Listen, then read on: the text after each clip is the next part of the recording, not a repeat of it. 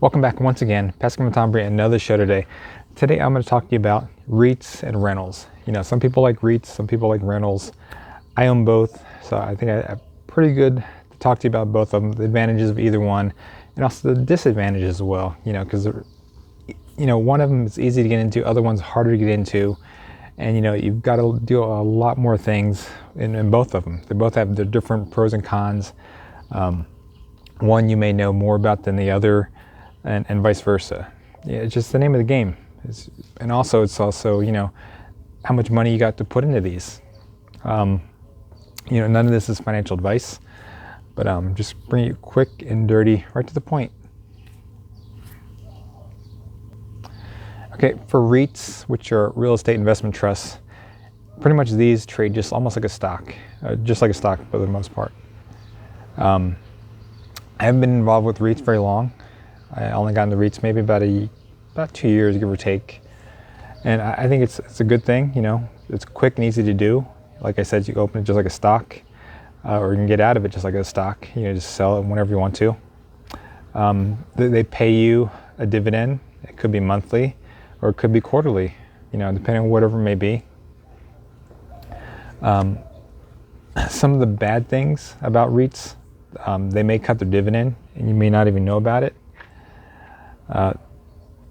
There are no tax benefits like there are with real estate. Also, you have a low cost of entry to get into this. It doesn't really cost that much to get into this. You might have, whatever the price of the REIT is, that's all you need to get into. And also, it is spread out in the different type of REITs. You could focus on a healthcare REIT. You can focus on property REITs. It could be in the digital assets for REIT. There's so many different REITs to get into, and it's easy to do. Not very hard. You don't need to build a whole team to do it. Quick and easy to get in and out of if you want to. Now I'm going to talk to you about real estate. Owning real estate's pretty bigger category. A lot more things you might have to do and to get into. I'm just going to take a tea break. Happy Father's Day to the dads out there. But for owning real estate, you've usually got to put a bigger down payment down into the real estate. I'm pretty much going to talk about buy and hold real estate. I'm not talking about flipping. I'm not talking about anything bird dogging or anything like that. You're pretty much owning the real estate yourself. Most likely under LLC. So somebody can't tax you. Somebody can't sue you and take away your money. But rentals help to build your wealth, increase your wealth a lot, and you're only putting a small down to get into that property.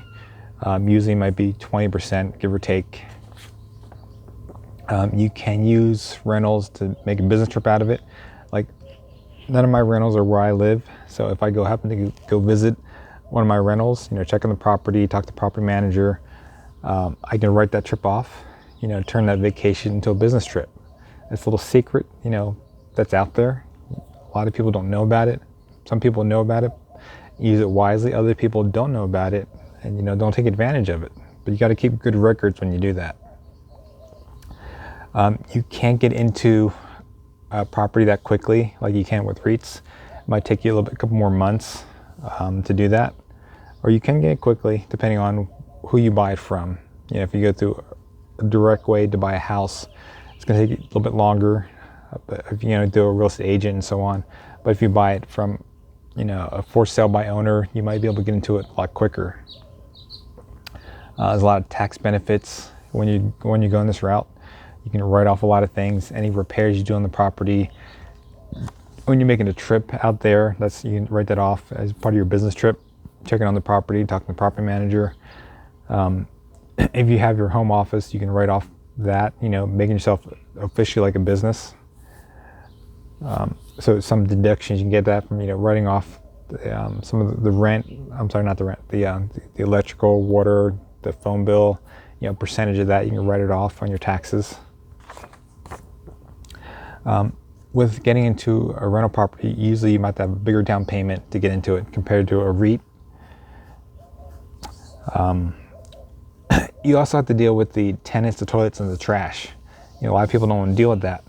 But if you have a property manager, they can deal with that. That's what I like to do. I don't like to take away my time, which you don't have so much time available. Let my property manager deal with that. Let them go and handle that. Take them to court, whatever it may be. And plus you get to write off the charges from your property manager. You get to write it off on your taxes. It's another benefit. Any expenses that go toward the property, you can write that off as another tax expense.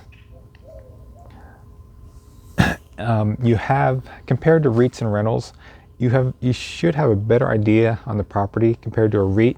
A REIT could own so many different properties, and but you don't really have a good feel for what's going on, other than what they put out in their quarterly earnings or whatever the reports, or their annual report. But the property, you probably have a better idea because you can talk to the the contractors, your property manager. They can keep you up to date on what's going on with the property, what needs to be repaired, what doesn't need to be repaired, how the tenants are doing, and so on. I think you have a better feel for owning a rental compared to a REIT. REIT, the company can do whatever they want to do. They can cut your dividend, and but if you own a rental, they're going to cut the rental or cut the rent or increase the rent. Because you have more of a say in that. With a REIT, you don't have a say in that at all. And also, you can pick the type of REIT, pick the type of rental, same as you would with a REIT. You can pick what type of property you want to get into. Whether you go into single family, go into commercial, or you go into own apartments, own a small apartment, big apartments, own big office space, and get your working with the tenants more on the business side of it. But owning a different type of real estate, so there's pros and cons to both. Whatever you feel comfortable with, really, that's really what it comes down to. So I'm looking to get into the bigger size one day, commercial. So we'll see what happens one day. We'll see what happens, and I think there's pros and cons to both, and I think I enjoy both. But personally, I actually like rentals more than REITs because you get more benefits. I like the tax benefits because that's how the wealthy build their money. It's based on the tax benefits that they can do to write off their taxes, to cut the tax bill they owe to the government. Yes, I still pay my taxes when I have to, but if the government gives you the opportunity to lower your tax bill, take advantage of it. That's why you've got to own real estate and make that switch, build up the money and have that money that's right off from your taxes, have your tenant pay the property, because you're not paying the property anymore once you have a good tenant in there. And of course, once in a while they may leave, and then you got to find another tenant. So you got to take that into account. But when you own a rental, you've also got to have a savings account just for that rental, because things can happen. The tenant may decide to go trash a place. They may go and leave. They may go jump ship one day, or they may, in normal times, it's their time they finish up their contract, and you've got to have money to cover them for that time period to pay your mortgage. Because we're now covering that mortgage, the bank's going to come after you or whoever, but you've got to have that money set aside just for those cases. With a REIT, you don't have to have that, because you've already put your money in there, unless you want to buy more REITs in the future. But that's, the pros and cons of both.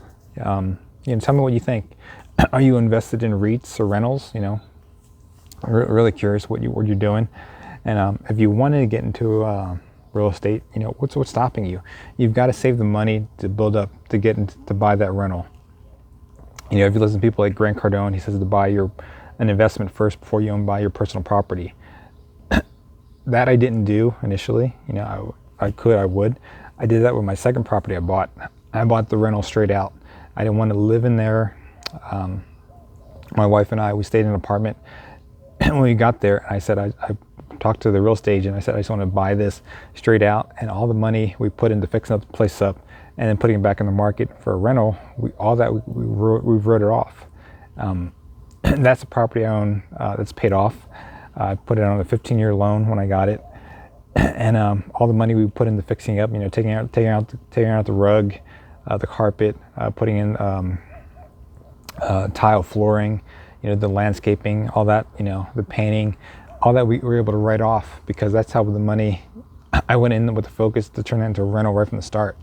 And now it's paying, it's cash flowing, every month about a little bit over 600 a month. And I'm enjoying it. And it's a sacrifice you have to make, and where you put your money at in the future, and things will work out. Hey, but leave me questions, comments below. Care, have a great day, enjoy your week. Happy Father's Day to all the fathers out there. All right.